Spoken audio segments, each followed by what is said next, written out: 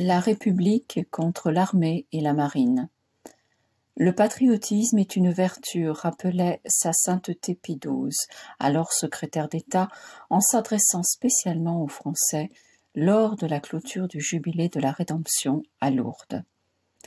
Or, l'armée incarne en quelque manière à nos yeux la France elle-même, disait le cardinal de Cabrières. Si donc il y a dans les sociétés humaines du consentement de tous une chose sacrée, c'est l'armée.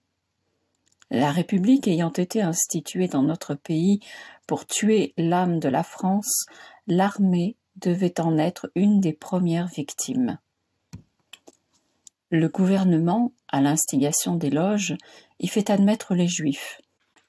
Le résultat ne tarde pas, c'est l'affaire Dreyfus, que l'Allemagne exploite en obtenant la suppression du deuxième bureau de l'état-major général français chargé du contre-espionnage. C'est à la Sûreté générale qu'incombe depuis lors cette mission. Mais recruté en grande partie parmi les adeptes des loges, l'étranger y a facilement accès et notre armée se trouve tellement privée d'informations que la guerre de 1914 s'en trouvera prolongée, que le ministre de l'Intérieur et le préfet de police, ayant été condamnés pour haute trahison devant l'ennemi, il faudra, en pleine guerre, retirer ce service à la police gangrénée et le restituer à l'armée, qui devra l'improviser à ce moment particulièrement difficile. Avant la guerre de 1914, la judéo-maçonnerie, pour atteindre le moral de l'armée, organise l'ignoble affaire des fiches contre les meilleurs officiers, les catholiques.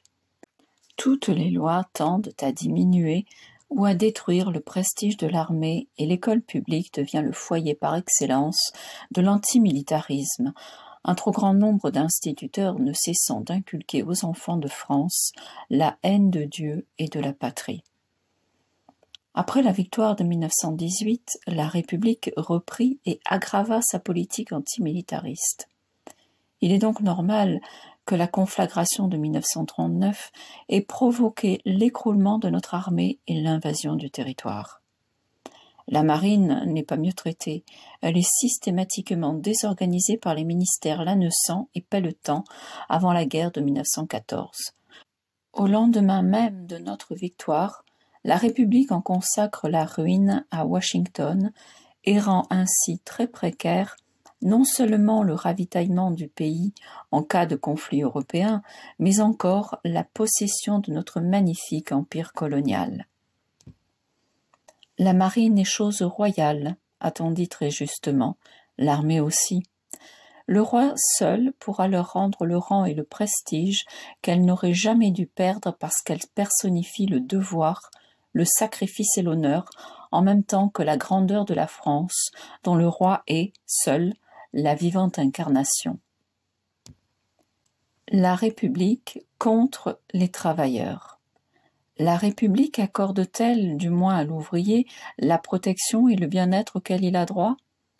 Tout observateur impartial est obligé de reconnaître que notre pays est le plus en retard en ce qui concerne la protection vraie des travailleurs. C'est la conséquence logique de la Révolution qui, par la loi Le Chapelier, supprime les corporations, interdit toute association et empêche l'ouvrier et le petit patron de défendre leurs droits. Aussi, les institutions de protection des travailleurs ne peuvent-elles suivre l'évolution qui se produit dans les autres pays. Enfin, à partir de 1884, lors du vote de la loi sur les syndicats, au lieu de revenir au système corporatif, la République pousse ces organismes vers la lutte des classes, alors que l'intérêt de l'employeur et de l'employé, du patron comme de l'ouvrier, est commun et veut que l'entreprise prospère. Au lieu d'unir en s'efforçant de provoquer bienveillance et sollicitude chez les uns, dévouement chez les autres, on divise et on attise les haines réciproques. De plus, entre 1840 et 1860, la grosse industrie, en se constituant, tue les petits métiers familiaux et oblige les travailleurs à quitter les campagnes pour venir à la ville. L'ouvrier étant sans défense doit subir toutes les conditions de travail que lui imposent les gros capitalistes. Considéré en tant qu'individu et non comme représentant d'une famille, son salaire lui permet à peine de vivre avec les siens. Malheur à lui s'il tombe malade, c'est la misère. Or, il ne peut habiter que des taudis infects, sans air ni lumière, véritable foyer de tuberculose. Cette terrible maladie fait des ravages effrayants. Lentement mais sûrement, cette concentration urbaine tue la race moralement et physiquement, provoque la crise de la natalité et voue les masses ouvrières à la révolte et à l'émeute, où les poussent ces juifs internationaux qui fondent l'humanité et veulent provoquer la révolution pour rétablir leur domination sur les ruines de notre pays. Ah, je l'ai déjà dit, seule la République, puissance plutocratique et anonyme, peut ainsi traiter les hommes. Un roi aurait pitié, mais la République est sans entrailles. Encore une fois, la monarchie apporte la solution de cette crise par les corporations qui donnent à l'ouvrier défense et liberté dans la dignité. La justice républicaine. Lors de l'exécution des décrets Ferry contre l'Église et les congrégations religieuses, de nombreux magistrats se refusèrent à violer le droit et leur conscience et faisant pièce au gouvernement se déclarèrent incompétents pour déterminer le préjudice causé aux religieux. Cette résistance fut vaine. Gabriel Hanotaux avoue dans son histoire que les précautions avaient été prises. Le garde des Sceaux de l'époque réunit alors le tribunal des conflits, en prit la présidence et trancha la question dans le sens voulu par les loges. En outre, on écrivit au programme républicain l'épuration de la magistrature et finalement une loi suspendant l'inamovibilité permit de se débarrasser des magistrats peu complaisants. La leçon fut sévère à l'égard de ceux qui pensaient ne relever que de leur conscience. Elle ne fut pas perdue pour les autres.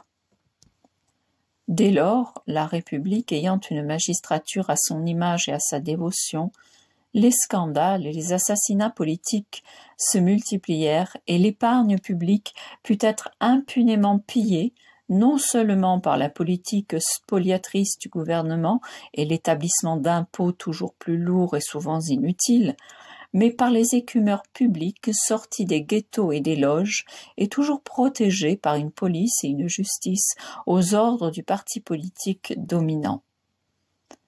Citons notamment parmi les scandales avant la guerre de 1939 Wilson, le gendre du président Grévy, qui dut démissionner, Humbert, l'affaire du Panama, le milliard des congrégations liquidées par le juif Duez, Hanau, Ostrick, Stavisky, l'affaire dite de l'Union douanière européenne, etc. Depuis la libération, la putréfaction est telle qu'on ne les compte plus.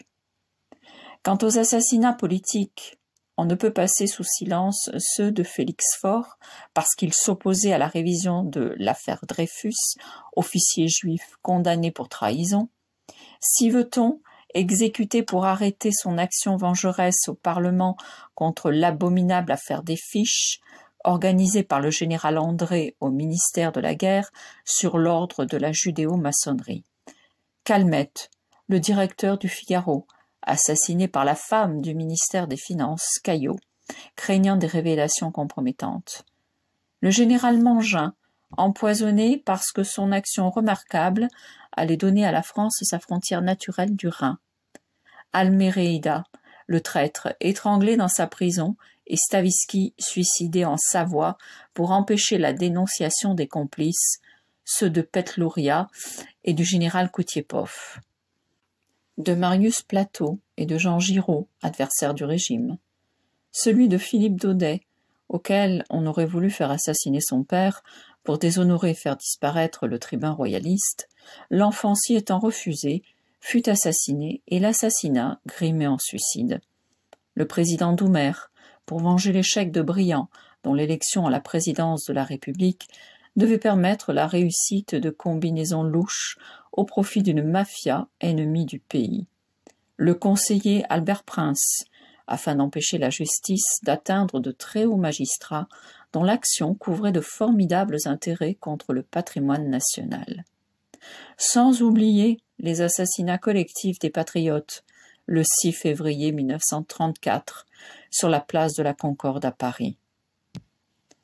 Fatalement, la République ayant foulé aux pieds toutes les traditions religieuses et nationales, devait aboutir au désastre le plus effroyable de l'histoire de France. Ultime conséquence de la Révolution dite française. Il était juste, il était logique, qu'ayant rejeté Dieu, l'édifice se soit écroulé. Mais il était juste aussi que la France soit protégée jusque dans son désastre, car elle avait été encore plus victime que coupable, et la justice de Dieu devrait en tenir compte. Le gouvernement restaurateur du maréchal Pétain. L'Église a toujours enseigné que sous peine de fautes graves, l'obéissance est due au pouvoir légitime. Ce principe est formel, absolu, et ne souffre guère d'exception. Lors du désastre de 1940, l'Assemblée nationale a régulièrement transmis les pouvoirs au maréchal Pétain, devenu chef de l'État, pour sauver le pays. Le gouvernement du vainqueur de Verdun était donc incontestablement le seul gouvernement légitime de la France. L'obéissance lui était due, sous peine de fautes graves. Trop de Français, guidés par un sentiment patriotique indiscutable, mais mal compris, du fait de l'obscurcissement des principes les plus élémentaires, ne comprirent pas que le maréchal était l'homme choisi par la Providence pour le salut de la France, et ils écoutèrent les voix venues de l'étranger. La révolte contre l'autorité légitime entraîne toujours des catastrophes et encourt un rigoureux châtiment. Nous recueillons actuellement les fruits amers du rejet de ce principe fondamental. Oui, le maréchal était bien l'homme de la Providence. Tout naturellement, instinctivement, le pays, dans le malheur, s'était tourné vers lui, qui était l'une des plus pures figures de notre histoire. Il consentit à sacrifier sa gloire et un repos qu'il avait bien mérité. Je fais à la France le don de ma personne pour atténuer son malheur. Comme un père, le vainqueur de Verdun, qui avait si admirablement redressé le moral du soldat en 1917, parce qu'il l'aimait et le comprenait, se pencha sur la France meurtrie, et par ses magnifiques appels et ses voyages qui soulevaient l'enthousiasme du pays, lui montra les causes du désastre et les moyens de le réparer. Par une administration sage, prudente, prévoyante, économe et ordonnée, il compléta dans le domaine matériel l'action qu'il avait entreprise pour sauver le cœur et l'âme de la France.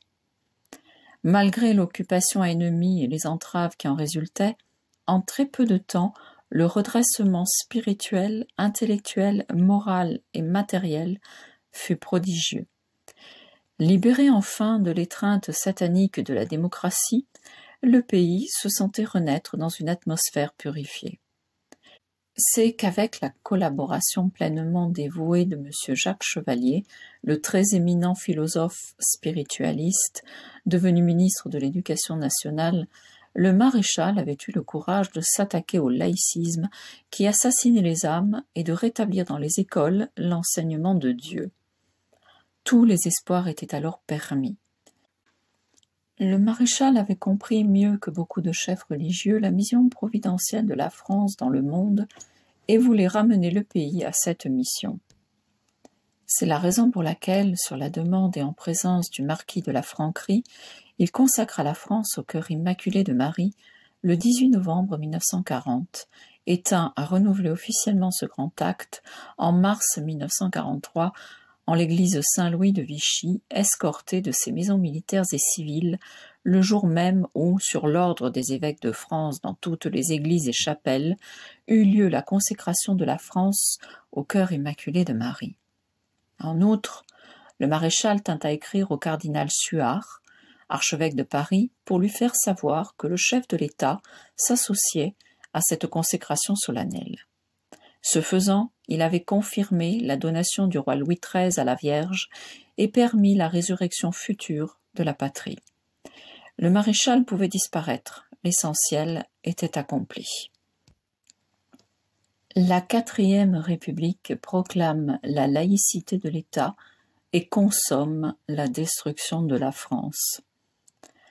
Lors de la Libération, l'État de la France exigeait l'union de tous les Français pour redresser le pays. C'était le conseil que le souverain pontife avait donné aux chefs politiques français venus le voir. Dans ce but, le maréchal avait envoyé un émissaire au général de Gaulle. Il ne fut pas reçu. Les conséquences en furent tragiques. Des dizaines de milliers d'assassinats furent perpétrés par la lie de la population et un ramassis d'étrangers expulsés de leur pays. Le fait n'est plus contesté officiellement. Ces assassinats permirent de couvrir ainsi la suppression d'une partie importante de l'élite de la nation, voulue par les pires ennemis de la France. Cette épuration criminelle fut complétée par les procès intentés par des cours d'exception, sous prétexte de collaboration, afin d'éliminer de la scène politique les adversaires de ceux qui avaient pris le pouvoir. Le procès intenté au maréchal Pétain en est l'exemple le plus abominable. La spoliation de la presse française indépendante permit aux sectateurs du pouvoir occulte de se constituer d'immenses fortunes et de prendre la direction de l'information et de la pensée française par la suppression de toute opposition, et ainsi de pouvoir rapidement réaliser le plan d'asservissement puis de destruction totale de la France par les suppôts de Satan. Aussi, lors de la remise des lettres de créance du nouvel ambassadeur de France près le Saint-Siège, sa sainteté Pie XII tint à mettre les choses au point et à dégager la terrible leçon des événements catastrophiques causés par ceux qui avaient refusé de suivre ses conseils paternels. Des expériences funestes, une tragique évolution politique, d'après-guerre d'abord, puis la marée montante des idées de domination et de violence, ont mis la France à mal. Elle en a tant souffert que, à présent, à tous les degrés de l'échelle sociale, les esprits réfléchis et conscients de leur responsabilité répudient avec plus d'horreur que jamais l'idolâtrie de la force. Tout ce qui se pouvait faire pour conduire à résipiscence, pour acheminer vers une pacifique collaboration les mouvements dominés par cet esprit de violence, l'Église, et en particulier son autorité suprême, l'a fait, et nous ne doutons pas que l'histoire impartiale et sereine saura le reconnaître. Mais que de larmes eussent été épargnées si ceux qui aujourd'hui contemplent, épouvantés, les conséquences de leurs erreurs, avaient voulu écouter l'Église quand elle les avertissait que leurs rêves d'ambition et de grandeur leur faisaient prendre le chemin des ténèbres et de l'abîme. La leçon était sévère, mais juste. Malheureusement, les hommes au pouvoir refusèrent de l'entendre, comme ils avaient refusé d'écouter auparavant les conseils venus de la plus haute autorité spirituelle, et volontairement, ils s'enfoncèrent davantage dans leur erreur.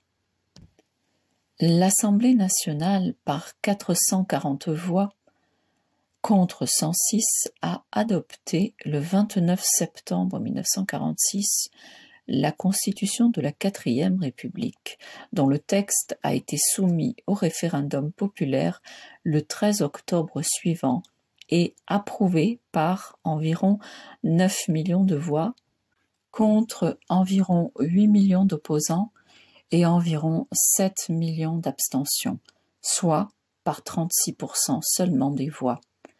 C'est ce que l'on appelle la majorité en démocratie.